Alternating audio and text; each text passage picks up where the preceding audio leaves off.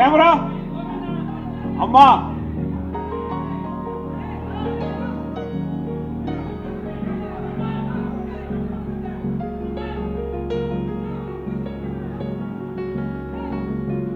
அப்படியே கேமரா கொஞ்சம் பாருங்க. ஓகே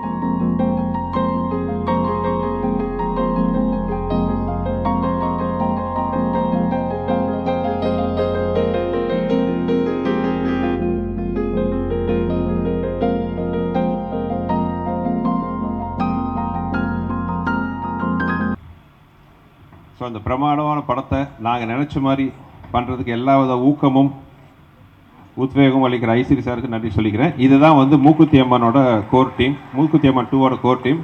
உங்கள் எல்லாத்தோட நல்வாழ்த்துக்களோட இன்று எங்கள் பயணம் இனிதே ஆரம்பிக்கிறது. நன்றி.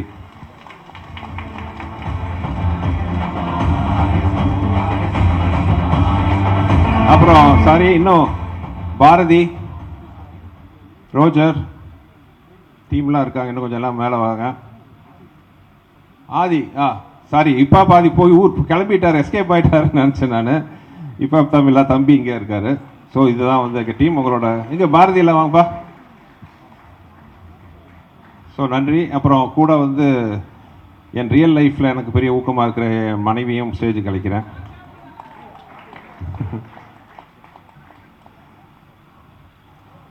ஸோ ஸ்க்ரீனுக்கு முன்னாடி இல்லைனாலும் பின்னாடி வந்து இவங்களும் எங்கள் டீமில் வந்து முக்கியமானவங்க. So this is our team. Thank you.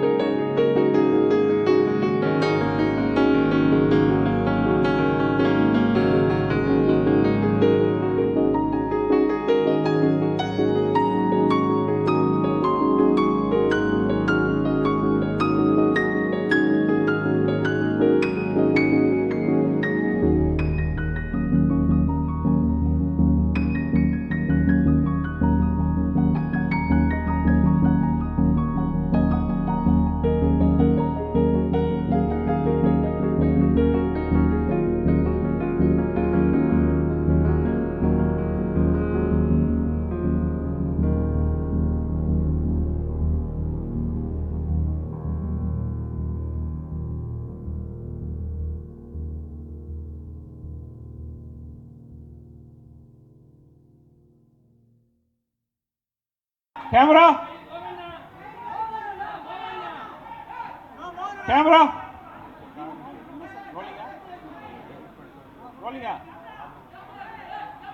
அம்மா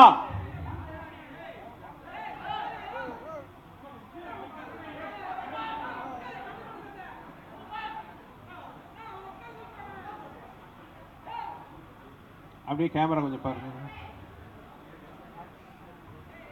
ஓகே,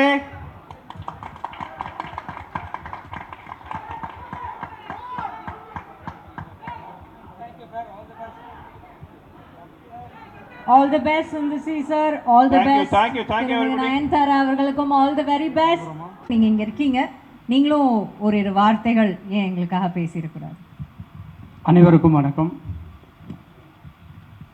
இந்த விழாவிற்கு சிறப்பு விருந்தினராக வருகை தந்து அமர்ந்திருக்கிற மத்திய அமைச்சர் அண்ணன் எல் முருகன்ஜி அவர்களே, மற்றும் இங்கே வருகை தந்திருக்கிற அனைத்து பெருமக்களே, உங்கள் அனைவருக்கும் என்னுடைய முதற்கண் வணக்கத்தை தெரிவித்துக் கொள்கிறேன். 5 வருடங்களுக்கு முன்பு மூக்குத்தி அம்மன் அப்படின்னு ஒரு படம் எடுக்கணுண்டு அருமை நண்பர் ஆர்ஜே பாலாஜி வந்து என்னை அப்ரோச் பண்ணி அந்த படத்தினுடைய கதையை சொன்னார். எங்களுடைய குடும்பத்தினுடைய குல தெய்வம் வந்து முக்குத்தி அம்மன். அது அவர் பேர் சொன்ன உடனே எனக்கு அது ரொம்ப பிடிச்சி போய் உடனே ஆரம்பிக்கலாம் அப்படின்னு சொன்னேன். அப்போ அம்மனாக நடிக்கிறதுக்கு யாரை கூப்பிடலாம் அப்படின்னு முடிவு பண்ணும்போது த ஒன் அண்ட் ஒன்லி ஒரே சாய்ஸ் சொன்னது நயன்தாரா அவர்கள். உடனே அவர் அப்ரோச் பண்ணோம். அவங்களும் உடனே அதுக்கு ஒத்துக்கிட்டு வந்து மூக்குத்தி அம்மனாவே அந்த படத்தில் வாழ்ந்தாங்க. அந்த படம் மக்களிடையே பெரிய எதிர்பார்ப்பு கொடுத்துச்சு. அந்த படம் அடுத்து ஒரு 5 வருடங்கள் ஆயிடுச்சு. அதுக்கப்புறம் நானும் அம்மன் படம் ஏதாவது வரும் அப்படின்னு பார்த்துட்டு இருந்தேன். வரா மாதிரி இல்லை. பேன் இந்தியாவாக ஒரு படம் பண்ணணும், அம்மன் படம் எதுவுமே வரல, இங்கே இந்தியாலேயும் வரல, எதுலேயுமே வரல. அதனால் ஏன் நம்ம வந்து மூக்குத்தி அம்மன் 2 பண்ணக்கூடாது அப்படின்னு எங்கள் டீம், வேல்ஸ் டீமோட ஒரு டிஸ்கஷன் நடந்தப்போ இந்த ஃப்ரான்ச்சைசி அப்படின்னு அம்மனுடைய ஃப்ரான்ச்சைசி யாரை வச்சு இதை டைரக்ட் பண்ணலாம் அப்படின்னு நினைக்கும்போது the one and only Sundar C sir தான் இந்த படத்துக்கு, அதாவது அவர் இப்போ வந்து அவரை வந்து ஃப்ரான்ச்சைசி கிங்குன்னே சொல்லலாம். ஏன்னா அரண்மனை அண்டு கலகலப்பு இதெல்லாம் 5, 6 அப்படின்னு எடுத்துகிட்டு போயிட்டே இருக்காரு. அதுவும் எல்லாமே வெற்றி படமாக எடுத்துகிட்டு போயிட்டுருக்காரு. ஸோ உடனே அவரை போய் அப்ரோச் பண்ணி இந்த மாதிரி சார் மூக்குத்தி அம்மன் 2 பண்ணணும் அப்படின்னு கேட்டேன். உடனே எனக்கு ஒரு 1 மந்த் டைம் கொடுங்க அப்படின்னு சொன்னார். 1 மந்த் முடிஞ்சு ஒரு ஸ்கிரிப்டோடு வந்து ஒரு 3 மணி நேரம் நரேட் பண்ணார். நான் இது வரைக்கும் அந்த மாதிரி ஒரு கதை கேட்கல. ரொம்ப பிரமாதமாக இருந்துச்சு. உடனே சார் நான் நயன் மேடம் கிட்ட பேசிடுறேன், அவங்க டேட் எப்போ கொடுக்குறாங்களோ அப்போ போயிடலாம் அப்படின்னு சொல்லி அது ஒரு சார் சொல்லும்போதே வந்து சார் இதை ஒரு சின்ன படமாக பண்ணால் சரியாக வராது சார், இது ஒரு மிகப்பெரிய படம், பேன் இந்தியாவாக ஹிந்தி, தெலுங்கு, கன்னடம் எல்லாத்துலேயும் சேர்த்து பெருசாக பண்ணணும் அப்படின்னு சொன்னார். நானும் ஓகே சார் அப்படின்னு சொல்லி பட்ஜெட் என்னன்னு கேட்டேன். 3 விரல காமிச்சார். 3 டிஜிட்டில் தான் சார் இதை பண்ணணும், இல்லைன்னா பண்ண முடியாது சார், அப்போ தான் இது நல்லாயிருக்கும் அப்படின்னாரு. அவர் மேலே எனக்கு ரொம்ப நம்பிக்கை இருக்குது. நிச்சயமாக ஒரு நல்ல படத்தை கொடுப்பாரு, ஒரு பேன் இந்தியா படம் வரும் அப்படின்னு. ஓகே சார் அப்படின்னு அந்த இது வந்து அவர்கிட்டயே ஒப்படைச்சிச்சு. ஸோ இந்த ஃபுல் படத்தையும் அவரே தான் தயாரிக்கிறாரு. ஸோ நான் வந்து ஒரு பேர் மட்டும்தான். ஸோ இந்த படத்தில் டெக்னிக்கல் ஆகட்டும், பட்ஜெட் ஆகட்டும், விஷுவல் ஆகட்டும், எல்லாமே வந்து எக்ஸ்ட்ராடினரி தியேட்ரிக்கல் எக்ஸ்பீரியன்ஸாக நிச்சயமாக இருக்கும். அதில் எனக்கு ஒரு பெரிய நம்பிக்கை இருக்குது. இந்த படம் வந்து பூஜை இந்த அளவுக்கு பண்ணியிருக்கோம். நிச்சயமாக படத்தை இதோட பெருசாக பண்ணுவோம். ரிலீஸை அதுக்கு மேலே பேன் இண்டியாவில் வேர்ல்டு வைடு பண்ணுறதுக்கு எல்லா வேலையும் பண்ணிகிட்ருக்கோம். முக்கியமாக இந்த படத்தில் வந்து நயன்தாரா மேடம் பற்றி நான் சொல்லி ஆகணும். அவங்க கிட்டத்தட்ட ஒரு மாதமாகவே விரதத்தில் இருக்காங்க. அம்மா நான் நடிக்கணும் அப்படின்னு. அதே மாதிரி தான் அவங்க வந்து மூக்குத்தி அம்மன் 1க்கும் அந்த மாதிரி தான் விரதம் இருந்து நடித்தாங்க. இப்போ ஒரு வாரமாக அவங்க மட்டும் இல்லை, அவங்க வீட்டில் அவங்க குழந்தைங்க எல்லாமே விரதத்தில் இருக்காங்க. இப்போ வந்துக்கிட்டே இருக்காங்க. ஸோ உண்மையாகவே இந்த படத்தில் அவங்க ஒரு அம்மனாகவே வாழ போகிறாங்க அப்படின்றது தான் நான் சொல்லணும். அவங்களுக்கு இந்த கதை ரொம்ப பிடிச்ச கதை, ரொம்ப இன்ட்ரெஸ்டிங்காக இருக்காங்க இந்த படத்தை பண்ணுறதுல. பழைய 1 படத்தில் ஊர்வசி மேடம் நடித்தாங்க. இந்த படத்துலேயும் அவங்க அம்மாவை நடிக்கிறாங்க. அந்த படத்தில் ஹிப்ஹாப் ஆதி அருமை தம்பி எனக்கு ரொம்ப என்னுடைய அன்பு சகோதரர்னு சொல்லலாம். அவர் தான் அந்த ஃபஸ்ட்டு படத்தை மியூசிக் போட்டார். சாரி போடல, அரண்மனை போட்டார். அரண்மனை 4 போட்டார். அந்த படம் மிகப்பெரிய வெற்றி. உடனே சுந்தர் சார் சொன்னார், இதுக்கு ஹிப்ஹாப்பை போட்டுடலான்னு. சார் எனக்கு ரொம்ப சந்தோஷம் அப்படின்னு சொல்லி உடனே ஹிப்ஹாப்பும் உள்ளே வந்துட்டார். அருமை சகோதரர் துனியா விஜய், கர்நாடகாவில் பெரிய ஹீரோ. அவர் நடிப்பாரா சார்ன்னு சுந்தர்சி சாரை கேட்டேன். இல்லை நான் அவரை பேசி கன்வின்ஸ் பண்ணிடுறேனாரு. அவரும் பேசி கன்வின்ஸ் பண்ணிட்டு வந்துட்டாங்க. இப்போ ரீசெண்டாக விடாமுயற்சியில் கலக்குன்னு கலக்குனாங்க மேடம். இந்த படத்துலேயும் அதை விட ஒரு பயங்கரமான அதில் போட்டு அஜித் சாரெல்லாம் பின்னி எடுத்திருப்பாங்க. பட் இந்த படத்துலேயும் இவங்க வேறு ஒரு லெவலில் கேரக்டரு. அப்புறமா எல்லாருக்கும் தெரியும், நம்ம இவர் இல்லாத படமே இல்லை. வேல்ஸ் ஃபிலிம்லேயும் அவர் ஒரு கம்பெனி ஆர்டிஸ்ட் மாதிரி. வேல்ஸ் ஃபிலிம்னாலே அவர் இருப்பார். அவர் இல்லைன்னா வேல்ஸ் ஃபிலிம் இல்லை, வேல்ஸ் ஃபிலிம் இல்லைன்னா யோகி பாபு இல்லை. ஸோ அவர் அதே போல் தான் சுந்தர்சி சார் படத்துலேயும். ஸோ அஜய் கோஷ் சார் இருக்கார், கருடா ராம், இவங்கெல்லாம் இந்த படத்துக்கு பெருமை சேர்க்கறதுக்காக இருக்காங்க. வேல்ஸ் ஃபிலிம் இன்டர்நேஷ்னல் வந்து 23-24 பப்ளிக் லிஸ்டிங் போயிருக்குது. அதாவது ரீசெண்டாக தமிழ் சினிமாவில் லிஸ்டிங் போன ஒரே கம்பெனி வேல்ஸ் தான். ஸோ இப்போது நாங்கள் ஒரு ரீஸ்ட்ரக்சர் பண்ணி ஒரு நிறைய படங்களை லைனப் பண்ணியிருக்கோம். அதுக்காக ஒரு தனி ஃபங்க்ஷனே இருக்குது.